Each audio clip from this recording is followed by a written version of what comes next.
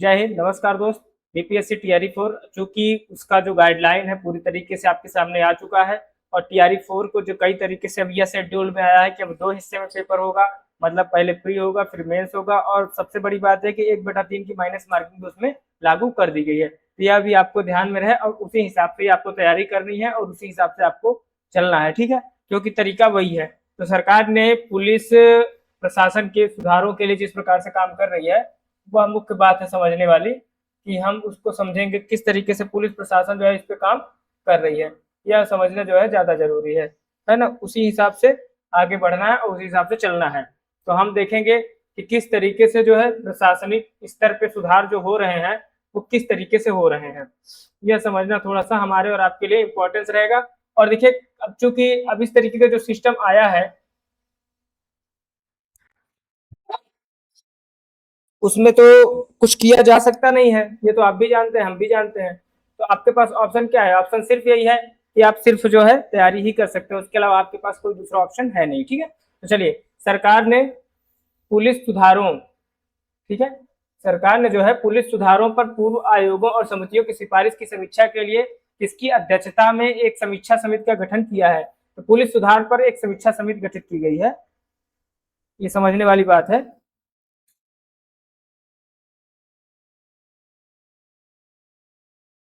Police सुधार पे जो है एक समीक्षा समिति का जो है गठन किया गया है, ठीक है। तो ध्यान रखना है, आर एस मुसाहारी के नेतृत्व में जो है ये गठन किया गया है।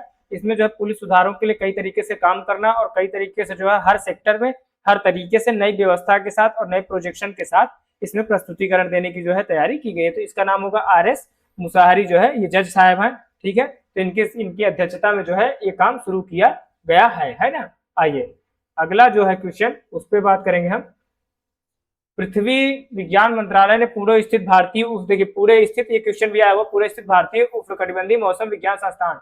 तो जो उष्ण कटिबंधीय मौसम विज्ञान संस्थान है उसका मुख्यालय कहाँ है? कई बार एक क्वेश्चन पूछा हुआ, उष्ण कटिबंधीय मौसम विज्ञान संस्थान कहाँ है? अर्का और नोएडा स्थित राष्ट्रीय मध्यम श्रेणी मौसम, राष्ट्रीय अगर मध्यम श्रेणी की बात करेगा तो नोएडा मध्यम श्रेणी मौसम पूर्वानुमान केंद्र में नामक एचपीसी सिस्टम स्थापित किया गया है। तो उसका नाम क्या है? तो उसका नाम है अरुणिका, नाम है। क्या नाम रखा गया है? अरुणिका नाम रखा गया। अरुणिका जो है ये जो है इसका नाम जो है रखा गया है ना। तो जो पृथ्वी विज्ञान मंत्रालय भारतीय उष्णकटिबंधीय मौसम विज्ञान, कई बार एक क्वेश्चन पूछा उष्णकटिबंधीय मौसम विज्ञान संस्थान कहाँ है, तो इसको बताना है पुणे में है। और राष्ट्रीय मध्यम श्रेणी मौसम, अगर राष्ट्रीय मध्यम श्रेणी मौसम पूर्वानुमान की बात करेगा तो वो कहाँ पे स्थित है? नोएडा में स्थित है। और उसका नाम क्या रखा गया है? अरुणिका नामक केंद्र में जो है नामक एचपीसी सिस्टम वहां पे स्थापित किया गया। तो उसका नाम क्या रखा गया है? अरुणिका। आइए क्वेश्चन नंबर 3 पे, क्वेश्चन नंबर 3 देखते हैं कि किस तरीके से जो है, ठीक है। तो आइए परियोजना दंतक के बारे में विचार करें, ठीक है। तो परियोजना दंतक के बारे में विचार करना है। सीमा सड़क संगठन बीआरओ की प्रतिष्ठित परियोजना दंतक ने 24 अप्रैल 2026 को भूटान की राजधानी थिम्पू में अपना 66वां स्थापना दिवस उत्सव पूर्ण ढंग से मनाया। बिल्कुल सही बात है, ठीक है, मनाया है। इस परियोजना ने अप्रैल 1961 में स्थापना के बाद से भूटान में 65 वर्षों समर्पित सेवा का महत्वपूर्ण पड़ाव भी पूरा किया। बिल्कुल सही बात है, ठीक है। उसके बाद हम आएंगे और समझेंगे अगला कहानी। परियोजना दंतक भूटान में पहली बार मोटर योग्य सड़क के निर्माण से लेकर आधुनिक राष्ट्रीय बुनियादी ढांचे के विकास तक देश में सड़क संपर्क और प्रगति की मजबूत नींव बनकर उभरी है। बिल्कुल सही बात है। तो इसका मतलब 1, 2 और 3 तीनों सही हो जाएंगे। क्या सही हो जाएगा? 1, 2 और 3 तीनों इसका सही आंसर होने जा रहा है, ठीक है। इसको भी आपको ध्यान में रखना है ना। अब आते हैं तीसरे व चौथे क्वेश्चन पे। भारतीय वायुसेना ने 22 अप्रैल 2026 को उत्तर प्रदेश के सुल्तानपुर जिले में, कहाँ पे? उत्तर प्रदेश के सुल्तानपुर जिले में दिन और रात दोनों समय आपातकालीन लैंडिंग सुविधा के लिए सक्रिय किया है। तो देखिए, भारतीय वायुसेना ने 22 अप्रैल 2026 उत्तर प्रदेश के सुल्तानपुर जिले में पूर्वांचल एक्सप्रेसवे, उस एक्सप्रेसवे का नाम क्या है? पूर्वांचल एक्सप्रेसवे नाम है उसका। तो आप देखिए पूर्वांचल एक्सप्रेसवे दिन और रात दोनों समय आपातकालीन लैंडिंग सुविधा के लिए सक्रिय किया गया है। तो किसको सक्रिय किया गया है? पूर्वांचल एक्सप्रेसवे। काफी फेमस है, जो उत्तर प्रदेश के लोग होंगे उनको पता होगा पूर्वांचल एक्सप्रेसवे, ठीक है। पूरी तरीके से बलिया से लेके बनारस से लेके इलाहाबाद तक ये पूरा जो बेल्ट है ये पूर्वांचल वाले हिस्से में आता है, ठीक है। तो आगे आपको ध्यान रखना है। अब चौथे के बाद आइए 5वें नंबर के क्वेश्चन पे। सामान्य सा क्वेश्चन है, इसको देखिए और बताइए कि जो है क्या इसका आंसर हो सकता है। तो ठीक है, तो आइए देखते हैं 5वें का। ऑनलाइन गेम्स नियमों का प्रचार एवं विनियमन 2026 के बारे में सरकार ने नई गाइडलाइन जारी की है। ऑनलाइन गेमिंग के संवर्धन एवं विनियमन अधिनियम 2025 को संसद द्वारा अगस्त 2025 में पारित किया गया। बिल्कुल सही बात है। यह इलेक्ट्रॉनिक्स एवं सूचना प्रौद्योगिकी मंत्रालय के अंतर्गत संचालित किया जाएगा। बिल्कुल सही बात है। ऑनलाइन गेमिंग के संवर्धन एवं विनियमन नियम 2026 तैयार किए हैं, जो 1 मई 2026 से लागू हो चुके हैं। बिल्कुल सही बात है। इसमें उपयुक्त सभी कथन क्या हो जाएंगे, सही हो जाएंगे। इसमें उपर्युक्त सभी कथन क्या है, सही है। ठीक है, इसलिए हम बता रहे हैं आपको कि उपर्युक्त जो कथन होते हैं ज्यादातर आप देखेंगे यही आंसर इसके जो है सही आते हैं। ठीक है, तो इसको भी आपको ध्यान में रखना ही पड़ेगा। ठीक है, आइए अब 5 का आइए 6 नंबर के क्वेश्चन पे, राष्ट्रीय पंचायती राज दिवस। चलिए 6 नंबर के क्वेश्चन बताइए। 6 नंबर क्वेश्चन, राष्ट्रीय पंचायती राज दिवस 24 अप्रैल। ये क्वेश्चन जो है यूपी पीसीएस में पूछा गया था एक बार, और बीपीएससी में भी पूछा गया है। ठीक है, याद रखिए कि किसी भी राज्य के एग्जाम में पूछा जाता है कि राष्ट्रीय पंचायती राज दिवस 24 अप्रैल 2026 को मनाया गया। इस वर्ष का थीम क्या था? इस वर्ष का थीम थी सशक्त पंचायत सर्वांगीण विकास। क्या नाम था इसका? सशक्त पंचायत और सर्वांगीण विकास। तो राष्ट्रीय पंचायती राज दिवस में ये नया थीम आया है कि सशक्त पंचायत सर्वांगीण विकास, है ना। याद रखिएगा कि सशक्त पंचायत और सर्वांगीण विकास इसका जो है नया थीम है। प्रथम नौसेना कमांडर सम्मेलन के बारे में सत्य कथन का चयन करें। सत्य कथन कौन सा हो सकता है? प्रथम भारतीय नौसेना कमांडर सम्मेलन 14 अप्रैल 2026 को नौसेना भवन में नौसेना प्रमुख एडमिरल दिनेश के त्रिपाठी के उद्घाटन भाषण के साथ शुरू हुआ। बिल्कुल सही बात है, उसी के साथ शुरू हुआ था, एकदम सही बात है। इस अवसर पर उन्होंने वरिष्ठ नौसैनिक नेतृत्व, बाहरी संचालन और क्षेत्र कमांडरों तथा कमांड मुख्यालय और नौसेना मुख्यालय कर्मचारियों को संबोधित किया है। तो ये भी बिल्कुल सही बात है, अर्थात 1 और 2 दोनों सही। इसके लिए क्या होगा? 1 और 2 दोनों इसका आंसर जो है माना जाएगा, है ना, याद रखना है आपको। चलिए आइए 8 नंबर क्वेश्चन, इस क्वेश्चन को देखिए और बताइए कि क्या इसका आंसर हो सकता है 8 नंबर वाले में। ठीक है, 8 में देखिए, युवा मामले और खेल मंत्रालय ने महिला नेतृत्व वाले विकास को बढ़ावा देने के लिए 17 और 18 अप्रैल 2026 को 7 प्रमुख शहरों में राष्ट्रव्यापी आयोजन किया है। उसका नाम क्या है? नारी शक्ति वंदन रन अधिनियम। क्या नाम रखा गया है?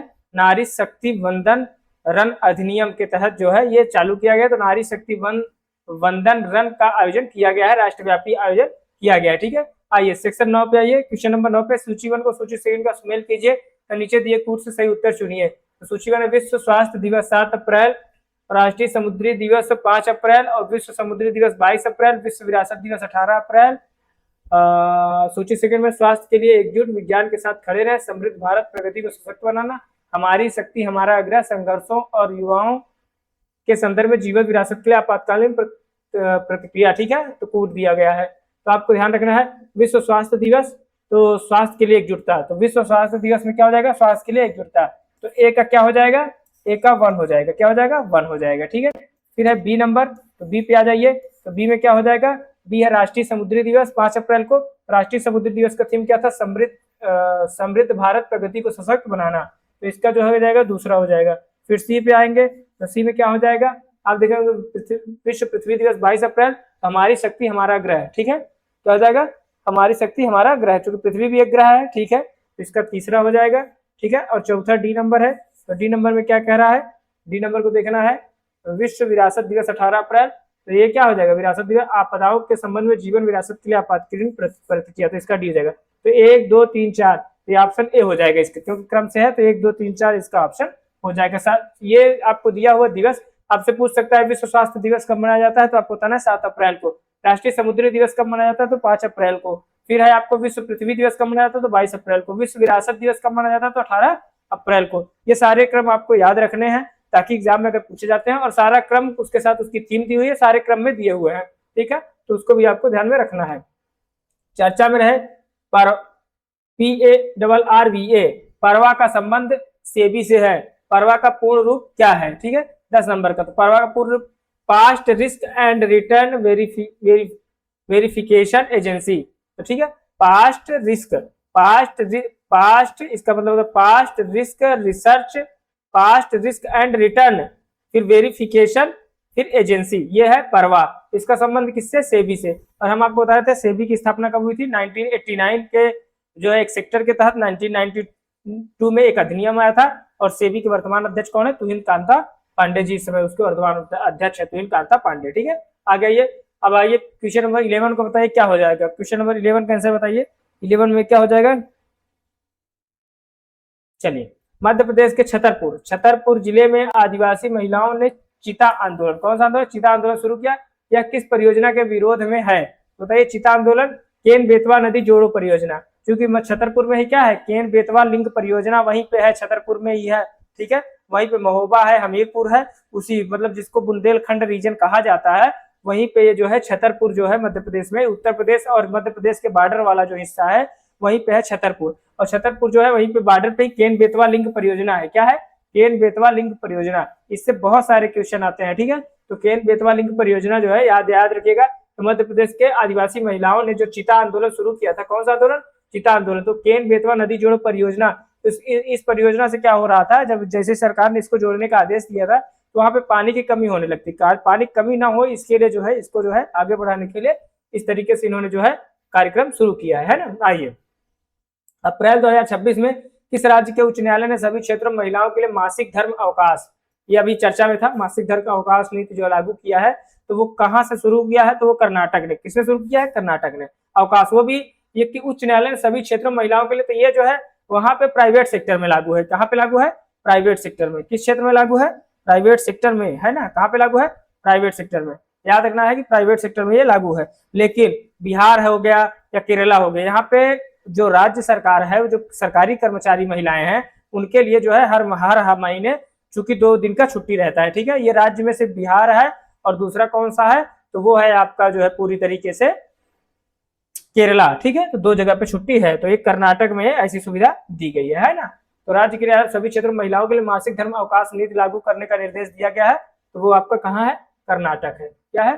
कर्नाटक। आइए 13 नंबर का क्वेश्चन है, भारत की पहली स्वदेशी ग्लाइड हथियार प्रणाली तारा का सफल परीक्षण जगुआर विमान से किया गया, किसके द्वारा? बताइए, 13 नंबर का क्वेश्चन बताइए।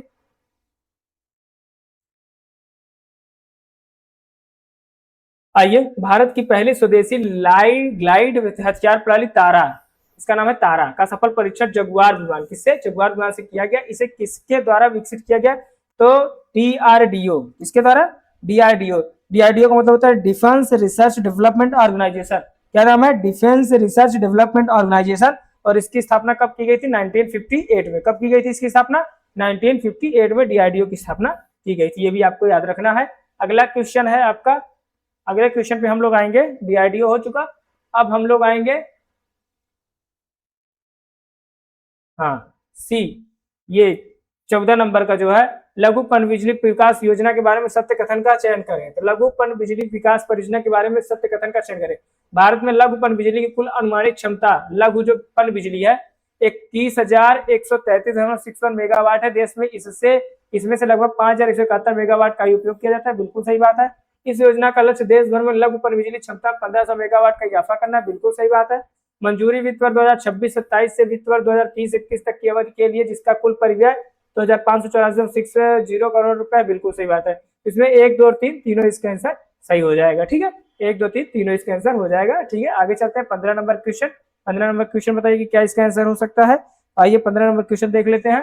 किस अंतरिक्ष एजेंसी, कौन सी अंतरिक्ष एजेंसी है, किस अंतरिक्ष एजेंसी कंपनी ने न्यू ग्लेन रॉकेट के पुनः उपयोग किए गए बूस्टर को सफलतापूर्वक लैंड कराकर इतिहास रचा है? तो किस अंतरिक्ष एजेंसी ने, कंपनी ने न्यू ग्लेन रॉकेट के पुनः उपयोग किए गए बूस्टर को सफलतापूर्वक लैंड कराकर इतिहास रचा है? तो वो है ब्लू ओरिजिन।